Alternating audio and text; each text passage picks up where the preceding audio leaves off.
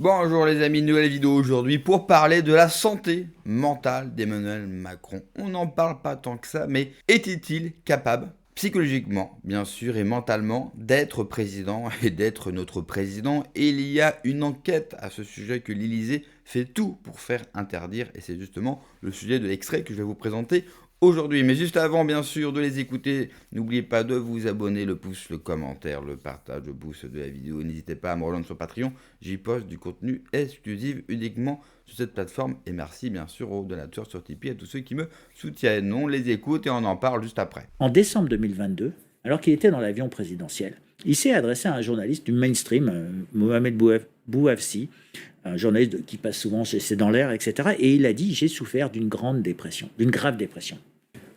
J'ai souffert d'une grave dépression, c'est ce qu'il dit. C'est ce qu'ils disent. Le mot grave et dépression sont des mots qui ont été accoupés. C'est pas anodin. C'est pas anodin. C'est pas moi ou toi qui ont fait cette hypothèse. C'est lui-même qui le déclare. Et donc, c'est à ce moment-là où je me suis dit, quand il y a quelqu'un qui déclare comme ça, y a-t-il un médecin qui a vérifié? Parce que si jamais il a souffert, c'est-à-dire qu'il y a un début, est-ce qu'il en souffre toujours? Y a-t-il une fin? Et donc, ça pose la question de son certificat d'aptitude, son aptitude à pouvoir mener, et surtout quand quelqu'un souffre d'une grave dépression et que quelques années plus tard, il parle de la mutualisation de l'arme nucléaire, on peut se poser la question de: est-ce qu'il est réellement apte à tenir la pression au moment où on devrait rentrer dans une période de conflit? Donc tout cela, ça découle de son engagement de transparence, du fait que lui-même déclare qu'il a souffert d'une grave dépression, et qu'on n'a pas de bulletin de santé. Le seul bulletin de santé que l'on a, je le rappelle, c'est en décembre 2020, quand il dit qu'il a le Covid. Depuis, c'est circulé, il n'y a rien à voir. Il y en a eu en 2026, quand il était à Davos, parce qu'il avait un problème à l'œil, c'est pour ça qu'il avait des lunettes de Top Gun. Mais il y avait justement ce médecin italien en 2017, enfin ce psychiatre italien qui a parlé de folie, de psychopathie par rapport à M. Macron. C'était quand même des accusations en plus très très graves. Alors tout à fait. Alors il y a eu un psychiatre qui en a parlé. Donc alors il a fait cette évaluation sans rencontrer. Donc on peut quand même mettre quelques bémols ou quelques réserves. En tout cas, il l'a écrit. Il est allé dans une vidéo, il en a parlé. Mais je rappelle qu'il y a aussi un professeur de Cambridge, qui est un professeur de politique, qui s'appelle Chris Bickerton, qui en 2017 avait écrit dans le New York Times une tribune en disant: Macron sera le prochain président raté.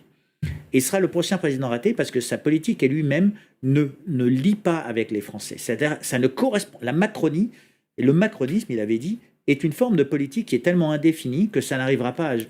Donc, il y avait tous les prémices d'avoir une forme de déconnexion entre ces éléments-là, que ce soit d'un point de vue santé ou d'un point de vue de l'exécution. Toujours est-il que quand on revient à la notion de transparence, quand on revient à cette évaluation qui a été faite par ce psychiatre italien, il y a eu beaucoup de Français qui se sont posé la question au vu des comportements répétés de M. Macron. Donc on l'a accusé de faire un usage de stupéfiants. Il n'y a pas de preuve, mais en fait, tout le monde s'est on va dire, intéressé à cela. On l'a aussi accusé, en fonction de certains de ses comportements, quand on le regarde à la télévision, et qu'il a un regard qui est avec très perçant, même qui peut faire peur, on va dire, à certaines personnes. Donc, de dire qu'il était sous stupéfiant.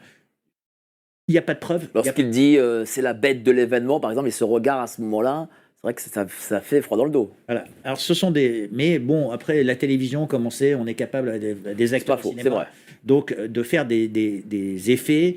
Et donc, il ne faut pas regarder que cet élément-là. C'est un des éléments. Moi, ce que je regarde, c'est la composante, on va dire, de son comportement, de ses déclarations, ce qu'il fait, ce qu'il dit.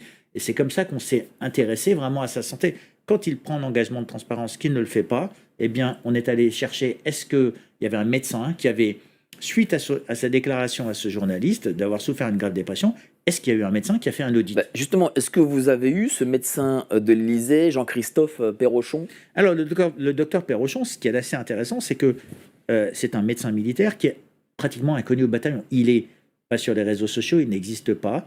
Et il se trouve que quand on est parti à sa recherche, parce que son nom a été inscrit sur l'Élysée, c'est le médecin personnel qui suit M. Macron, avec le président, avec sa petite mallette du sang, si jamais il lui arrive quelque chose, donc pour prodiguer les premiers soins.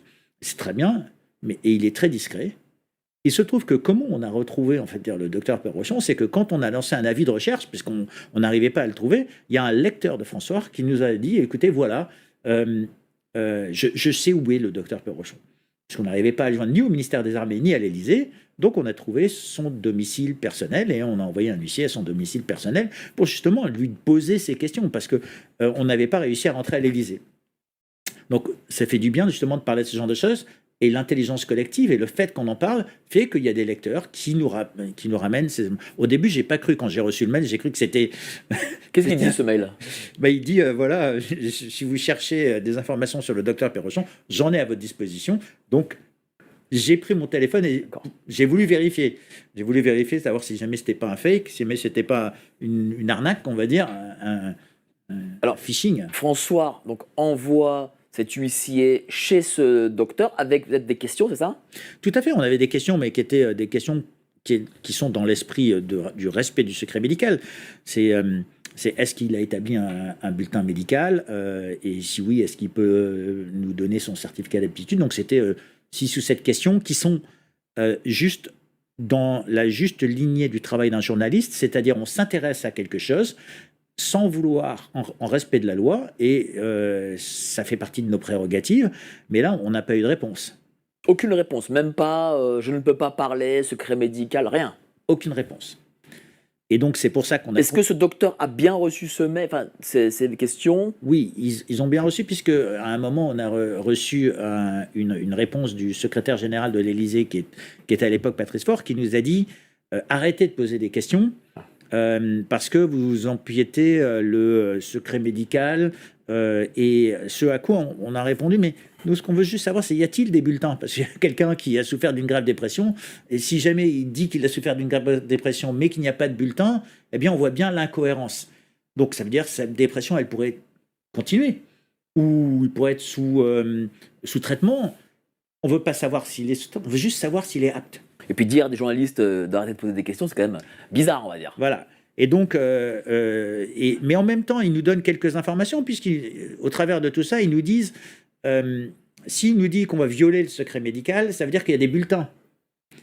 Et c'est pour ça que quand ils nous donnent cette réponse, on va saisir la CADA. On dit, écoutez, à la commission d'accès aux documents administratifs, on a cette réponse. Quelque part, on nous dit qu'on va violer un secret médical.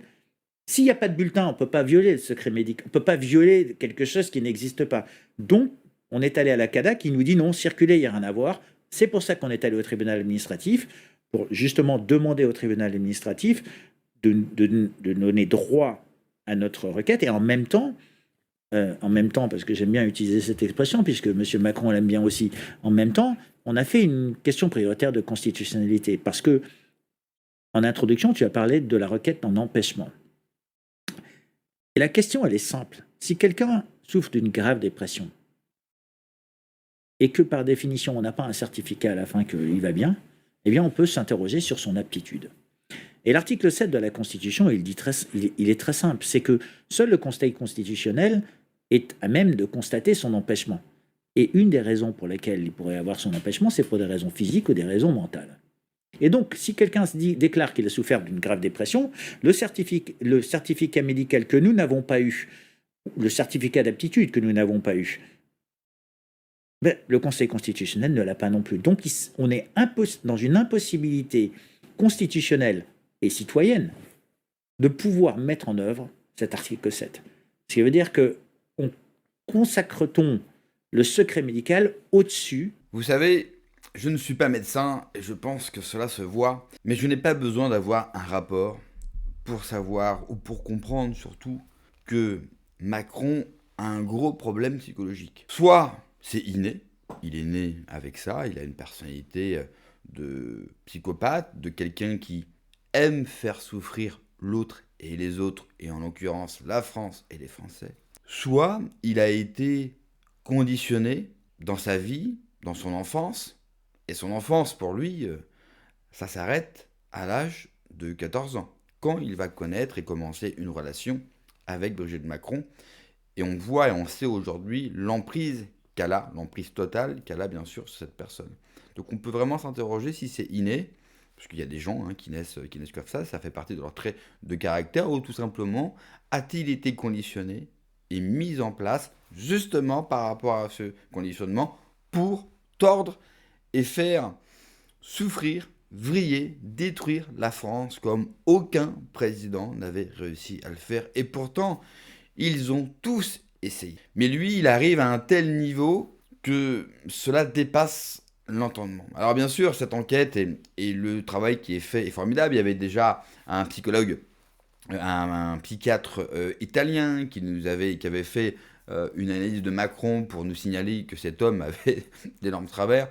Bon, j'ai pas besoin de rapport, j'ai pas besoin d'être médecin pour voir que cette personne effectivement a des problèmes avec les autres. En plus, on a eu beaucoup de off sur la manière dont il traite les ministres. Les gens finissent épuisés de travailler avec Emmanuel Macron comme la France. Hein. Dans quel état la France va être après 2 mandats d'Emmanuel Macron? Vraiment. Et je pense que peu importe celui qui va reprendre la présidence, il va récupérer un pays en miettes mentalement. C'est-à-dire qu'avant tout, il va falloir soigner la santé mentale des Français qui vont sortir de 2 mandats d'Emmanuel Macron totalement chamboulés. Ils ne comprennent plus rien. Et la méthode qu'a mise en place Emmanuel Macron, en même temps, cette manière de faire souffrir les gens, de leur cracher à la gueule en permanence, elle est redoutable. Elle est redoutable quand vous voulez mettre hors jeu, bien sûr, les Français. Et il ne manque plus, bien sûr, que l'élection du RN, et que le RN ne fera rien, surtout avec un Jordan Bardella. Enfin, allez voir l'interview récente de Jordan Bardella sur CNews, vous vous bandez les yeux, vraiment, cachez-vous les yeux, vous pouvez entendre un macroniste et Emmanuel Macron, quand il vous parle d'Europe puissance, ça fait frémir, mais pas dans le bon sens. Et il manque plus que le RN se plante, et là, après ça, dans quel état va être les Français? Parce que vous avez beaucoup de Français, à tort certes, mais il ne faut pas leur en vouloir, qui pensent encore que le RN est un parti national souverainiste, enfin, qui va nous sauver de la mise, alors que le RN ne fera absolument rien. Mais vous savez, moi je pense qu'il y a beaucoup de gens qui font de la politique et qui font aussi ce que je fais, pour être très honnête, pour soigner des pathologies. Le problème, c'est que la politique, enfin tous ces métiers médiatiques ne soignent pas. C'est un effet de zoom et on le voit aussi avec des chanteurs, avec des acteurs, ça les rend encore plus ouf, ça les rend encore plus tarés. Et je pense qu'Emmanuel Macron, l'hybris, vous savez, du pouvoir, l'a rendu encore plus cinglé qu'il l'était auparavant. Mais là encore, j'insiste, le mystère et la vérité chez Emmanuel Macron se trouvent bien sûr dans son enfance et dans le commencement avec Brigitte Macron. Merci d'avoir regardé la vidéo les amis, n'oubliez pas comme d'habitude de vous abonner, le pouce, le commentaire, le partage, le pouce de la vidéo. Prenez soin de vous, que Dieu vous protège. Allez, ciao.